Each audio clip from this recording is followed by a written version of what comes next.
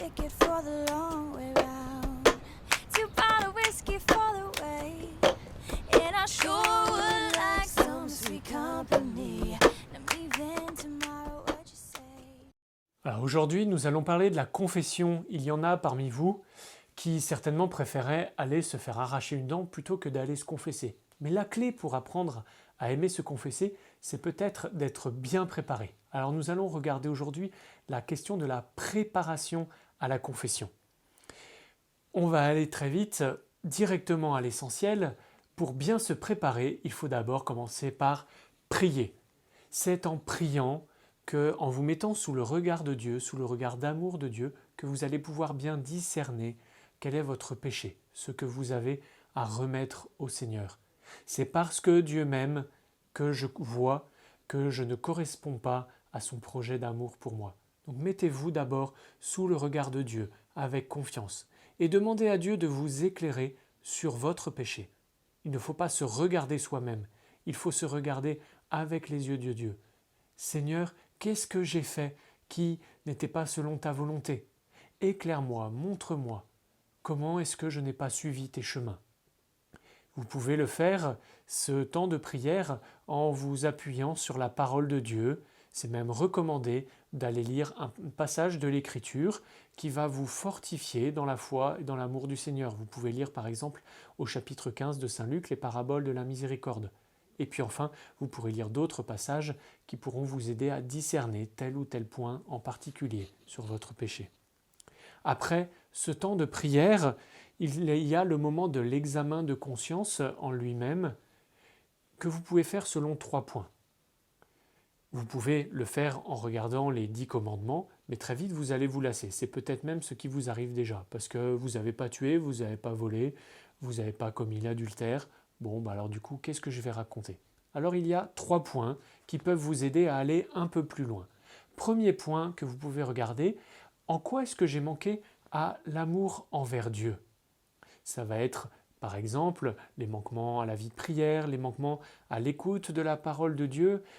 Qu'en est-il de ma présence, de ma participation à la messe, de ma formation chrétienne? Comment est-ce que j'ai mis Dieu à la première place dans ma vie? Est-ce que je me suis fabriqué des petites idoles qui m'ont détourné de Dieu? Deuxième point que vous pouvez regarder, les manquements à l'amour envers mon prochain. Le manquement à l'amour envers mon prochain, ça va être la jalousie, ça va être la colère, ça va être l'envie, ça va être aussi tous les moments où je n'ai pas respecté l'autre avec des manques de discrétion, de la médisance, mais aussi où je n'ai pas respecté l'autre dans son corps à travers des regards, des gestes et des paroles qui l'ont dégradé, qui ont mis l'autre plus bas par rapport au regard du prochain. Souvenez-vous de cette parole de Jésus, « Faites aux autres le bien que l'on aimerait que l'on fasse pour vous ». Voilà un bon guide pour discerner. Troisième point que vous pouvez regarder, il y a l'amour envers vous-même. On n'y pense pas souvent, mais c'est un vrai péché qu'il y a en nous aussi. Nous ne nous aimons pas assez. Tout cela, ça va être l'orgueil ou la vanité, où je me mets en avant moi-même comme ça. Ça va être à l'inverse, tous les moments où je me dénigre, tous mes manques de confiance, tous les moments où je me crois trop nul, trop faible. Il y a aussi pour cette question de l'amour envers soi-même, tous les moments où je ne me respecte pas moi-même dans mon corps, la gourmandise, le manque de sport, mais aussi l'impureté. Toutes ces choses-là font que je ne me mets pas à la bonne place.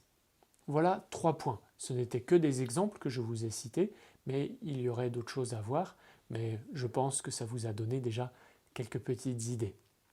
Enfin, pour ceux qui ont l'habitude de se confesser de manière régulière, un petit conseil pour aller plus loin, pour vouloir progresser, pour ne pas avoir l'impression de répéter toujours la même chose.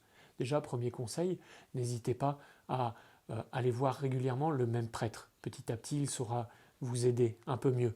Et puis, autre conseil, eh bien, ça va être de choisir un point d'effort d'une fois sur l'autre.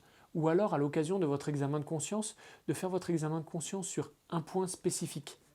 Vous pouvez dire rapidement toutes les choses habituelles, entre guillemets, et puis de dire, bah tiens, cette fois-ci, dans la confession, j'ai envie de remettre telle chose de manière particulière. Ça va être, par exemple, un point difficile pour vous en ce moment. Voilà, sur un des 3 points que j'ai cités, l'amour de Dieu, l'amour du prochain, l'amour de vous-même. Voilà, il y a tel lieu qui est un combat pour moi et je voudrais le remettre particulièrement dans la confession. Et puis vous pouvez plus développer peut-être ce sujet que les autres. Ça vous permettra d'une fois sur l'autre d'avoir l'impression d'avancer et de ne pas toujours répéter la même chose. Voilà.